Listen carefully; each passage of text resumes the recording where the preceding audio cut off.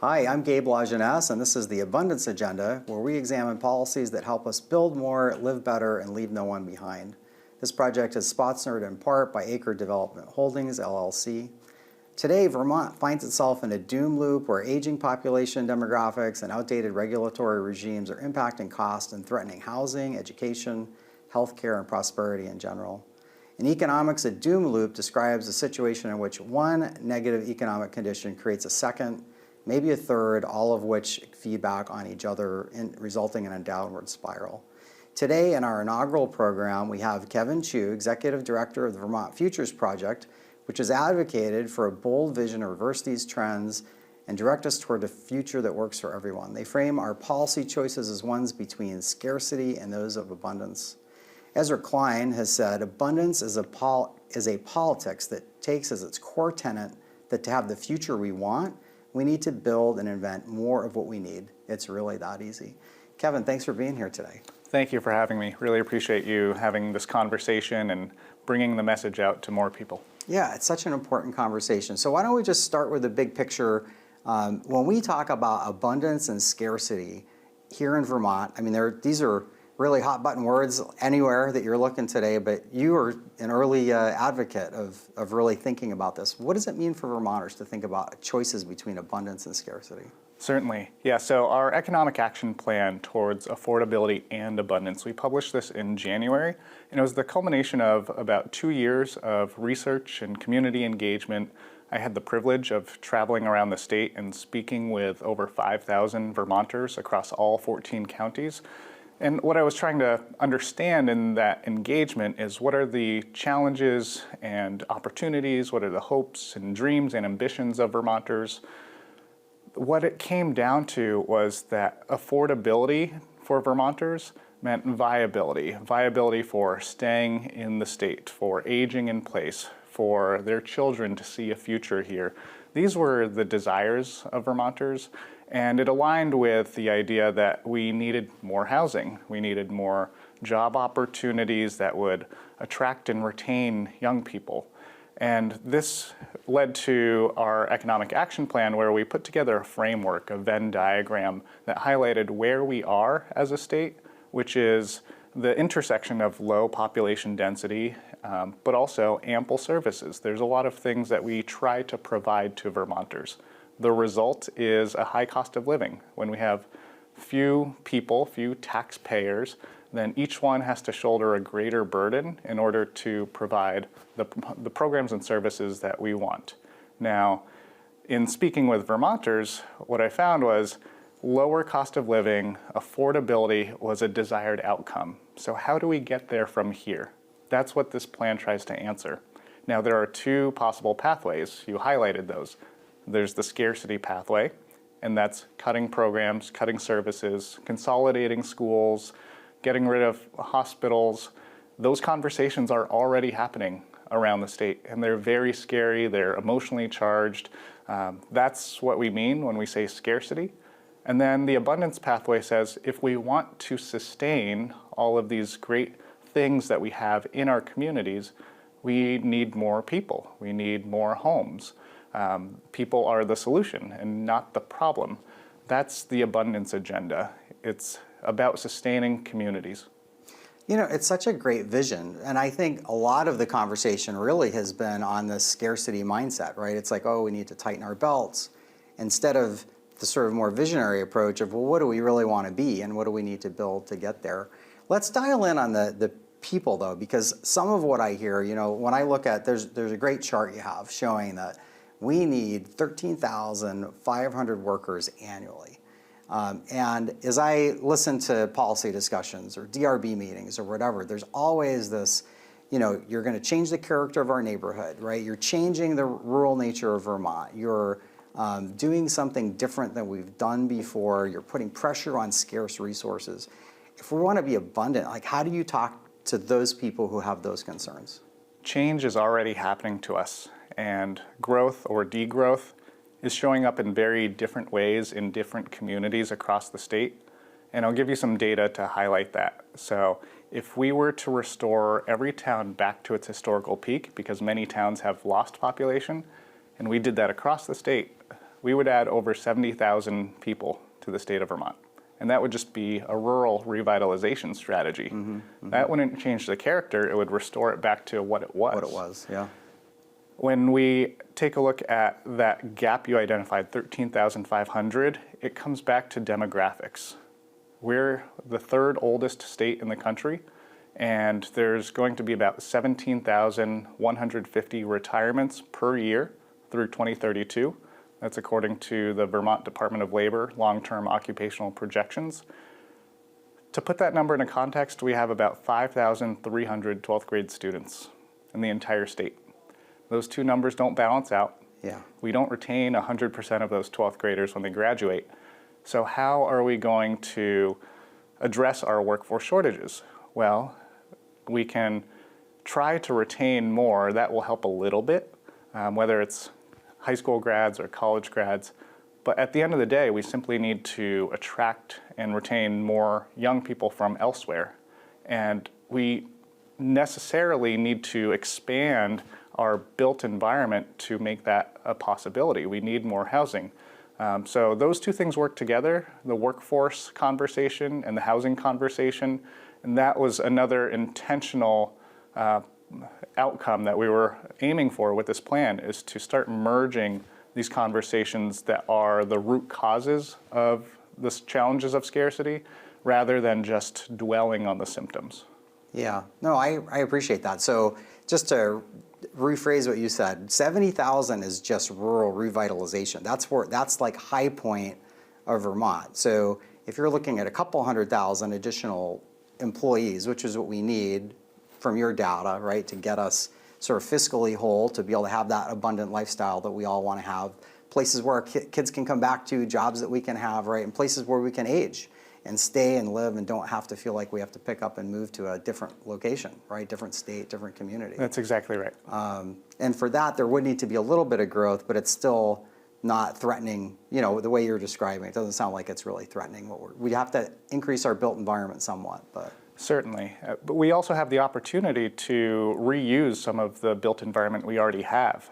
That's the reality of depopulation, is if a town used to have 5,000 people and they only have 3,000 now, there's infrastructure in place for a larger population because it once was. Yeah. And this is, again, back to the data. I had someone say to me in reaction to our growth goals in the plan, they said Vermont doesn't have the carrying capacity for an increased population. And I just found it to be a very interesting ecological argument against the idea of population growth. My background is actually in environmental studies. Okay. And that's where I thought, you know, we can actually analyze this because there's census records back to the 1800s.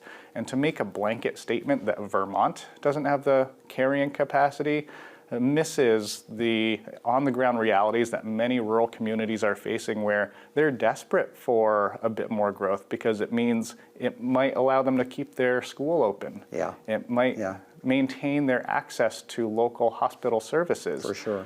Because once you dip below a critical threshold of population density, those services are either going to be very expensive and not affordable or viable, or they will be consolidated or eliminated altogether. Yeah, such a good reminder. I mean, I think we see it schools front and center, but certainly if you dig beneath the hospital data, that's a lot of it too, right? Like, we're closing facilities, we're closing access to certain procedures in this location because they don't have enough people to support, you know, the staffing and the equipment and everything else. So thanks for sharing that. I do wonder about, so again, looking at the number of people, one of the things that you hear it from the hospitals, you hear it from the schools, they're having challenges attracting people because of housing.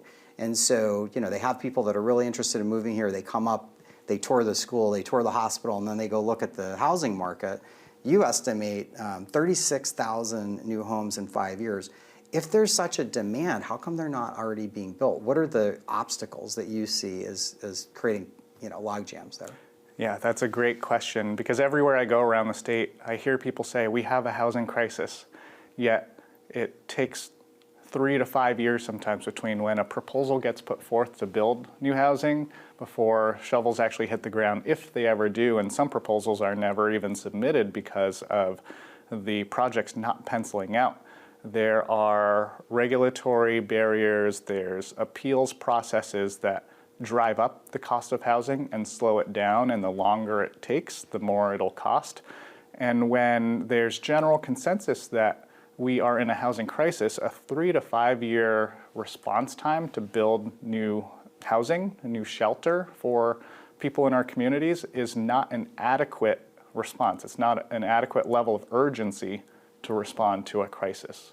Yeah, the state's doing some things there, but it really is more locally driven, right? I mean, obviously there's, hey, any place with water and sewer, we're going to have, more density, we're going to have ADUs that are going to be legal, but it does seem like when I was looking at, again, another great chart you have, regulatory cost per new home, $170,000, right? And so again, you think about affordability. My oldest son is 28 years old. Wouldn't it be great if he could move back here and find a place? I look at where, what his options are and his choices are, $170,000 of sort of regulatory, it just sounds like it's a lot. I know one of the things that they've talked about, it's a newer program, it was before you published this study, the housing infrastructure program that the governor just signed, right? That's going to help support infrastructure costs for new housing. TIF's been around for a while, right? Tax increment financing. Do you see that playing a role, like how we can solve this, or are there other policy prescriptions that you're talking to people about? I think it's an important tool in the toolkit, and we certainly did look at project-based TIF, which turned into CHIP, the Community Housing Infrastructure, sorry, I can't remember the exact. I think that's a Community Housing Infrastructure Program. So CHIP passed, and that was one of the recommendations in our economic action plan, but there are so many more recommendations, and that's where we need to keep the momentum going. It's not going to be one policy change or one new program that solves the 50 years of declining housing construction, right? It'll take some time to reverse that trend and reverse the momentum, and every little bit counts. I think it's important in the housing conversation when it can feel overwhelming, right? The cost of building new housing.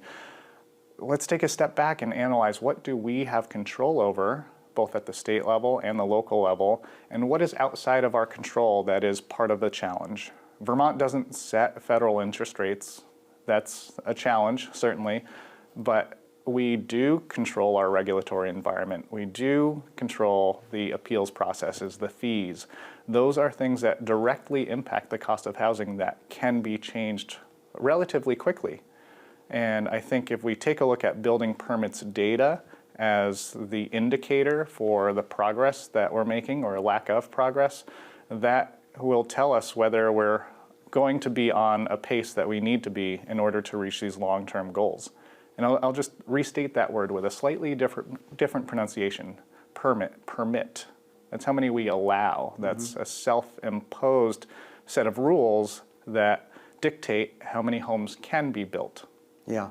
No, I think it's all this. I mean, I intend that many of the future guests will be talking about this piece. Where's the regulatory reform? There's other components that make it difficult as well. I mean, it goes back into the loop, right? Like, do we have the workforce? That drives cost. There's other factors that are there.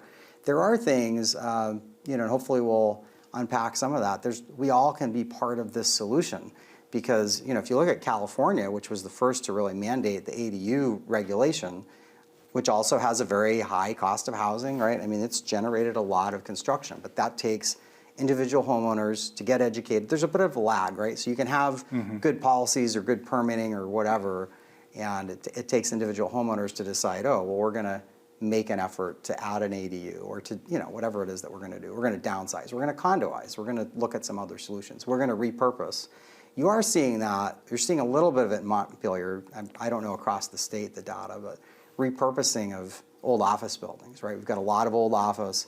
People are, these hybrid work schedules, it's driving some of that. So I'm hoping some of that's coming, but your work is really important, right? We need to keep driving the conversation. So thanks for that. Yeah, I'll also add that expansion of our built environment complements efficiency strategies. You mentioned repurposing existing infrastructure. We use these two frameworks in how we put together our recommendations, efficiency and expansion, and they're not in competition with each other. right? So, for example, in the housing conversation, part of the challenge with an aging demographic of our state is predictably median household size has gone down. There are fewer people in large homes, right? And that means empty bedrooms around the state. Now, if we expanded the housing options such that someone who might want to downsize can, that frees up the existing home, which might be a perfect fit for a growing family. And that's where I'm actually very encouraged and optimistic that if we can take those first steps, it'll help to unlock a lot of this hidden potential, and we can see a lot of progress quite quickly. In 1970, Vermont had a median household size of about 3.21, and today it's about 2.31. Yeah, it's really, really different. And some of it, I think, is just, you got to get the ball rolling, right? Once people see people doing these things in their communities, right, more people are going to be interested in doing them. There's been plenty of data. I think many of our senior residents of Vermont, all of our communities would prefer to downsize if they could find adequate housing at a reasonable cost, right? It doesn't have to be super affordable, but it needs to be reasonable. But it's not available. But if you start adding some of these mixes, hey, we can repurpose some old state buildings and have some really beautiful condos and walking distance to everything. Well, that becomes, there's a lot of appeal for that kind of thing. And those projects can be happening all across the state. And smaller units and walkable areas are also very attractive to young people. Yeah. And one of the challenges in our retention of college graduates or young professionals is we have a mismatch between what they're seeking or can afford in the housing market versus what's available. There's been a long preference for single-family homes on large lots, and that cultural preference, has shown up in how our policies play out, such that when we compare Vermont's mix of single-family homes to multifamily, Vermont has far more single-family homes as a percentage, as a ratio of the overall housing stock compared to national averages. Yeah, it's just anecdotal data because it's a very local study, but there was a survey done, Front Porch Forum sort of driven study that's one of the residents did, and almost universally, people are fine with small multifamily. They really want that walkability. They just want to have that community feel, and it's what hasn't been produced very much of, right? But definitely some opportunities there. Well, I really appreciate you kicking off the conversation about abundance, about scarcity, how we turn, sort of that dialogue around. I know you've been doing a roadshow. Vermont Futures has been sort of beating the drum on this for a while, but this, I think, this economic, if you haven't seen it, where can people find this? Because this is really, this is an amazing piece of work that you guys did. Well, thank you. They can find a digital version on our website, vtfuturesproject.org. And if anyone wants a hard copy, please feel free to reach out to me. There's a contact form on the webpage. I'd be happy to mail some out or drop some off. At the end of the day, the research and the data, I often hear people say to me the phrase, your data says X, Y, or Z. And my response is always, it's our data. I'm just the translator. Most of this information is publicly available. It's through the Census Bureau, the Bureau of Labor Statistics, the Department of Labor I mentioned earlier, and we've just taken the step of consolidating it all into one place so that we can start driving towards action and solutions. So I really want Vermonters to see this and own it and feel like they are reflected, and to then take responsibility to do their part in driving towards change. Such a great conversation. Thanks for what you're doing there. Just to sort of end things, what makes you hopeful that we can change this dialogue to, hey, we just have to close all these schools, we have to close all these hospitals, we just can't afford to do these things, to something where it's like we can really build a future we all believe in? What gives you confidence we can get there? What gives me confidence is people want to be here. And I will point to housing prices actually as an indicator, right? We've heard the conversation around the cost of housing going up, and that as a negative for our communities and a challenge to affordability. But underneath that, that's a signal from the market that there's still a demand for Vermont, right? And inherently that is a good thing if we can respond to the demand with enough supply and housing. It'd be a very different situation if people were leaving, no one wanted to move here, because that is a very hard, vicious cycle to break out of. Yeah. We actually have the ingredients to pursue abundance because the underlying demand still persists. It wasn't just a COVID blip. Certainly, we saw during the pandemic that demand surge, and there was a large in-migration of people to the state that's reflected in the census data. And again, inherently, that is a good thing. The way that we sustain that moving forward, again, is through abundance in the housing market so that we can grow the population. And interestingly, when I examined who has been moving here in the past few years, I think there's this myth that, oh, young people aren't moving to Vermont, they can't afford it. The census data actually tell a very different story. So the largest cohorts of people moving here, even if we exclude college students, it was early professionals in their mid-20s to mid-40s. That was the largest cohort. And again, if we can rise to the occasion and meet that demand, then we can very quickly turn the tide towards abundance instead of feeling stuck in scarcity. Kevin, thanks so much for what you guys are doing over there. It's a really important message. We'll do our part to try to keep the conversation going here. For those that are interested in this, follow us, like us. For more programming, we're going to dive into abundance-oriented solutions. As Derek Thompson said in his book on abundance, our core problems aren't just about who gets what, but about there simply not being enough to go around. The answer is not austerity or redistribution, but construction, massive, accelerated, and modern. Come back for more of the Abundance Agenda, where we examine policies that help us build more, live better, and leave no one behind. Thank you.